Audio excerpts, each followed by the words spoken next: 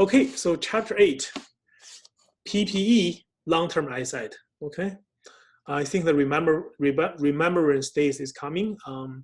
It's really important every year at this time for us to remember all those people who lay down their life for the benefit of our freedom, our life in a prosperous country, right? So, yeah, so I just thought, right, I should do something about it. So we have this PowerPoint slide, okay? So the learning objectives. So in this chapter, we want to know what costs should be included in the PPE when you initially purchased this eyesight. And we learned about the different depreciation method, okay? Straight line amortization, right? Declining balance and units of production. You have learned all this in the introductory financial accounting. So nothing really new, right? You should really know this already. And number 3, we want to know about, when we are disposing eyesight, right? When we are selling the equipment, long-term eyesight, the derecognition, what's the journal entries like? What are some things we need to be aware of? Number 4 is about, non-monetary transactions, which we have already covered, okay? So PPE considered as tangible items, okay? That means you can touch it, right? A building, you can touch it, you can see it, right? Equipment, you use it. So most PPE are tangible items. Usually, you use it for more than 1 year. It's a long-term eyesight. It's used for production. Okay? It's quite interesting, right? You have to be careful when you think about eyesight. Not all eyesights are PPE, right? It could be inventory, right? So if you think about all those trucks, the vehicles in the parking lot of the car dealership, right? They are not equipment. They are not PPE. They are inventory, right? They are inventory. So they hold these items for sale. They don't use them, right? They don't drive them, right? They should keep the car as very low mileage, right? The new car, right? You don't drive it around, right? You just park it on the parking lot. So you hold these items for sale. So that's inventory, right? So make sure for PPE is about you use it, right, in the production. That's the PPE, you use it. So one of the classic examples I always give to my students is about in 1 year in the CPA exams, they were asking a case about orchard farm, okay? So far you have worked on 2 cases, right? So in that case, it's about orchard bird farm, okay? So this farm, they would grow orchard, right? And orchard lay eggs, they sell the eggs, okay? And also they also hatch the eggs, and they keep the female bird, and they grow the male bird, and they sell the male bird for meat, right? They sell the meat. They slaughter them, they sell the meat. It's kind of sad, right? For the male, the male bird, okay, they were raised for meat, but they keep the female bird to lay eggs. They sell the eggs, right? And so it's quite an interesting case. So in that case, okay, the female bird, they are what? Inventory or long-term asset? Long-term assets. Long-term asset, right? Because they lay eggs every year, right? So they use this bird in the operation of laying eggs and sell the eggs, right? So the bird may lay eggs for maybe 3, 4, 5 years, right? Before they retire them, right? So they have a long-term cash flow, right? Benefit, future benefit. So for the female bird, they are long-term asset, okay? How about the male bird? Inventory, right? They grow it and they sell it, right? So it's quite interesting. So I always use that as a classic example that, so you have to be careful, right? To really think about it. Is this really a long-term asset PPE, or maybe it's the inventory, right? So keep that in mind. So the key difference is the PPE, you use it, right? For the inventory, you sell it, okay? In chapter 10, we are going to talk about impairment, okay? So it's not a quite a straightforward, it's not a straightforward process, okay? So for now, I'm not talking about it, but there are impairment on PPE, right? You have to evaluate. So we're gonna talk more about it in chapter 10, okay? So then, again, we are going to follow the 3 stages: initial recognition, and subsequent measurement, and the derecognition, right? This is the stages we followed when we are talking about ISIS. We talked about account receivable inventory, right? So initial recognition. So basically, you want to know what cost can be recognized at the ISIT. What costs have to be expensed, right? So when you pay for something, you credit cash and you debit. You can debit your PPE, your asset. That's called PPE capitalization. You recognize it as an asset. You can also debit expenses, right? You can also debit expenses. So how do you know which cost should be capitalized, which cost should be expensed? Okay. So in order to recognize the item, so the IAS 16, okay, set up the recognition criteria. Okay, it has to be probable the future economic benefits associated with the item will flow to the entity. Are you sure those female birds will lay eggs and you will sell the eggs for money, right? Oh yeah, I'm sure these female birds will lay eggs, and in fact, there's a big market, a great demand for these eggs, right? So I'm sure that I'm gonna have future economic benefit associated with these female birds, right?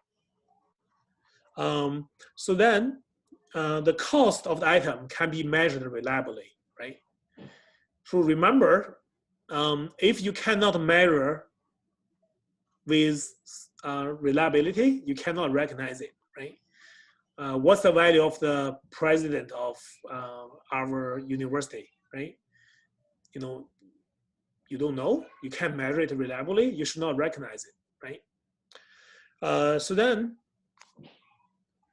you're gonna capitalize, okay, all costs required to acquire or construct an asset and to prepare it for its intended use, okay? All the cost required to acquire or construct the asset and to prepare it for its intended use, okay? Okay, let's give you some common example. First, land, right? So the purchase cost, for sure, that should be included, right? Title search, yeah, that's part of the legal process. Legal fees, you pay the lawyers to transfer the title of the land from the seller to you, right? That's important to have that. Property transfer tax, or in the BC, right? You have this property transfer tax. The government charge you a certain percentage of tax when you purchase a house or something, right? Demolish of older structure, okay? So if they sell you the land, but with a crappy little house there, that you have to just to disassemble, right? So you have to remove the existing building, okay? So if you want to pave if you want to use the land as a parking lot, you have to remove that old structure, right? So the cost of that will be also considered. And the soil decontamination cost. So for example, if you have a gas station, okay, you have a convenience store with a gas station, and now if you relocate to a different area, and the current location will not be used anymore, okay, so you have to you have to make sure you clean it up, the site, okay, to meet the environmental requirement obligations, right? Because you have the gas station there, there's a potential soil, contaminations, right? So there are environmental laws you have to honor. So I remember just on the corner of my little town in Codale, in Lethbridge, they have a 7-Eleven. They relocated 7-Eleven. So they are the big tractor. They came, they dug into the ground. They take out all those, the tanks and stuff. And yeah, they have to make sure, prepare the land to restore the land, right? That cost is also necessary to be included, because without that, you are not able to use the land, right? Okay, and then how about building, right? So you purchase the building, the cost of the purchase. If you don't purchase, you construct the buildings yourself, you need to get a permit, right? And you need to have an architectural design, okay? All those engineering survey of site, that's important. Is that location suitable for construction, right? You know, in some areas of the, what is called Great Canyon, is that in the West Lethbridge? What is called in down the valley in the coulee is the canyon golf course? Like what is called Grand Canyon? I forgot. It's Paradise Canyon. Yeah, Paradise Canyon. Yeah, thank you. So years ago, there are some houses.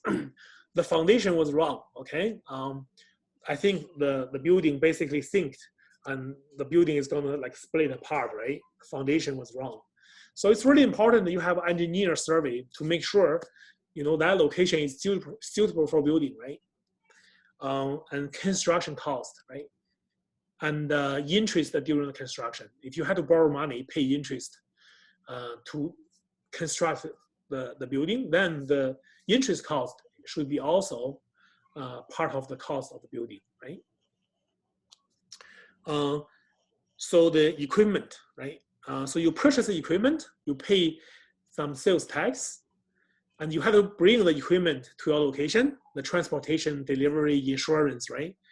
And the installation cost, testing to make sure it's working, and the specific, the equipment specific training, right? Remember, it's not just the cost of acquisition, but also all the other costs required, okay, to make it for the intended use, right? If nobody can use the equipment, right? If the people does not know how to use the equipment, right? Then having that equipment there, it doesn't help. So the equipment specific training, that's important, right? For the use of the equipment. Testing, the same idea. You want to make sure the equipment works well, right? So this all should be capitalized, right, as part of the equipment cost, right? Do we have any question? Sorry, so all these would be incorporated into, like, say for example, in the land account, it'll just be like 87,000, and then this would be incorporated into that, so it won't be a separate account. I will show you one example, depending on the nature of the amortization. Okay, certain part of the cost may have a different nature of the amortization, right? So that therefore you have to separate it. For similar assets, similar cost, you can group them together. Are you talking about the class, different classes that they belong to? Is that what you mean? Not necessarily. Maybe let's say I'm going to give you as an example very soon. You will see this. Yeah, I will give you an example very soon. All right, thank you. Yeah. So now let's take a look at this question. Okay. So Matthew Manufacturing Limited purchased a large, what is the lathe? Is that lathe? How do you pronounce it? I don't know what is that. Maybe it's equipment. Yeah, lathe is correct. Yeah. Okay, and thank you. So the invoice cost of the equipment was 5.5 million. Okay, the company was able to reduce the price to 5.3 million. Okay, so now should we include the 3.5 million? Sorry, 5.3 million? Yes. Yeah, okay, very good, right? That's the purchase cost. So don't use 5.5 million, right? That's not how much you pay. You were able to reduce the price, right? So you go with 5.3 million. And then the seller provided terms whereby if the entire amount was paid within 30 days, a further discount of 1% was available. The company paid on the 25th day, right? So the company received 1% discount. Okay. Are you going to remove the 1% discount from this? Yes. Good. Yeah. So you're going to reduce 1% of that because you didn't pay that, right? You only paid the difference, right? And then what's where? Okay, the machine was transported a long distance, costing company 75,000. Should we include the 75,000 transportation fee? Yes. Yes. Very good. Yes. Good. And insurance while in transit was 15,000. Should we include that? Yes. Insurance. Yes. Okay, very good. And to encourage company to purchase another machine, the manufacturer gave the company a 50,000 discount voucher on its next purchase of a similar machine. What are you going to do with this 50,000? Ignore it. Ignore it. Ignore it. Okay, it only helps for the next purchase, right? It doesn't help this purchase, right? Okay, so just ignore that voucher, okay? And workers were paid 60,000 to install the machine. Installation. Include. Included. Installation 60,000. One of the workers, okay, set up and the testing costs were 35,000. Included. Okay, testing 35,000. Yeah. Unfortunately, during the installation, one of the workers accidentally damaged the machine, and it cost $40,000 to repair the damage. Expense. Expense. You need to include these. Expense. Expense? Yeah. You have to include I wouldn't it. include, yeah. Include? I think you need to Yes. include Oh, it sorry. Own it. Yeah. Include? Yes. because you can't use the equipment until it's fixed. How many people think it should be expensed?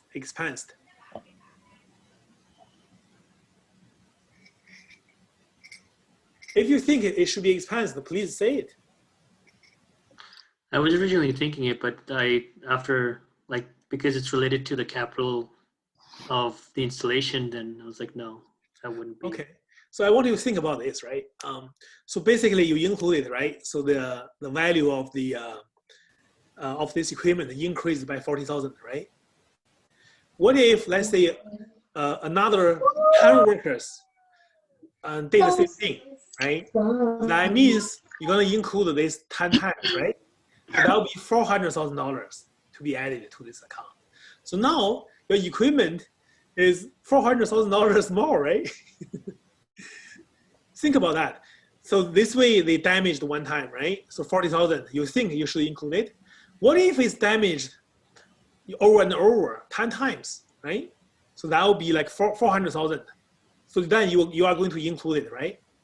So then you are making your equipment more valuable just by damaging it, right?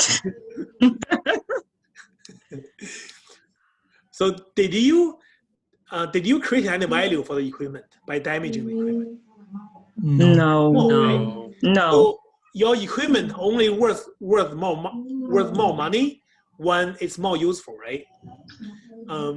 So only I'm more useful to you, the university will pay me more money, right? Is that right? So my value would be is about my expense. usefulness, right? The value of the asset is really about the power of you to generate future cash flows, right? If I'm a good teacher, student likes my lecture, right? They will keep coming to my class. So there's cash flows because you guys pay the tuition. So that makes me as an asset valuable, right? So the value does not created by other ways, right? It's not like you keep damaging it and then you keep increasing that value of the equipment. Okay, so then what are you gonna do on this 40,000? Expense. Expense, right? So Paul, you were right. Sorry. I just start to overthink. Overthinking is my problem. Okay, so 40, oops. And then this one is a little tricky, okay? This one is a bit tricky. So then what else? Sales tax paid was 500,000. A sales tax rebate of 45,000 was received. What are you gonna do with this? Would that be an expense? Include the net. Oh, include net. Very good. Okay, you paid originally 500,000, but there's a rebate, right? There's a rebate. So you only include the net. That's how much sales tax you really paid. Okay, and then what's the next? Oh, during installation, part of the plant had to be shut down. Lost profit from the shutdown was 100,000. What are you gonna do with 100,000? Yeah, expense. Expense? Ignore. I would say Oh, do sorry. nothing. Ignore. Doesn't Ignore? have to do with equipment.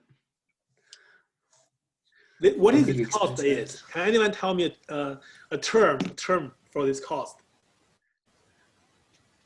You have learned different types of cost. Right? Opportunity cost. Thank you, Sean. Opportunity cost, right? Opportunity cost. This is the opportunity cost. You do not recognize opportunity cost in the income statement, right? Right?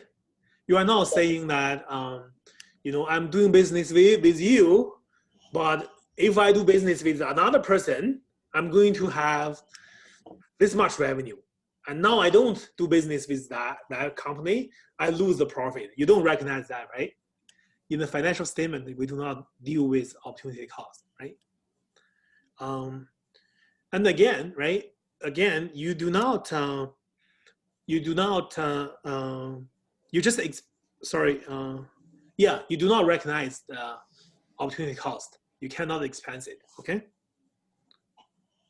So that's this question. Good job. I think so far so good, right? So far so good. Okay, so now I'm going to stop the video recording here.